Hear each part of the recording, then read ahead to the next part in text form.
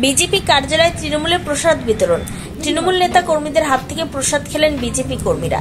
দীঘায় জগন্নাথ মন্দিরের উদ্বোধন উপলক্ষে আসানসোলের বারাবণীতে বিজেপি কার্যালয়ে প্রসাদ বিতরণ করল তৃণমূল কংগ্রেস।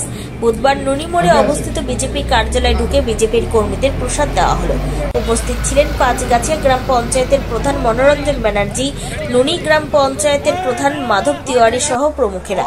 এর পাশাপাশি নুনি মোড়ে সকল পথচারীদেরও প্রসাদ বিতরণ করা হয়েছে। আজ আমাদের আপনারা সকলেই জানেন, গোটা আমাদের দেশব্যাপী এবং বিশ্বব্যাপী জানে যে জগন্নাথ মন্দির উদ্বোধন হচ্ছে। পুরীর জগন্নাথ মন্দিরে আদলে আমাদের দীঘায় মন্দিরে একটা উদ্বোধন হচ্ছে। দীঘায় জগন্নাথ মন্দির দীর্ঘদিন ধরে এই কাজটা চলছিল, আজ সেই মন্দিরে উদ্বোধন হলো। আজ মাধবদা বরুণ সহ আমরা সকলে মিলে পরে সেই নুনি মোড়ে আমরা উদযাপন করলাম, সেই দিনটা পালন করলাম এবং সকলে মিলে আমরা পুরীর প্রসাদের মতো পায়েস বিতরণ করলাম এবং লাড্ডু বিতরণ করলাম।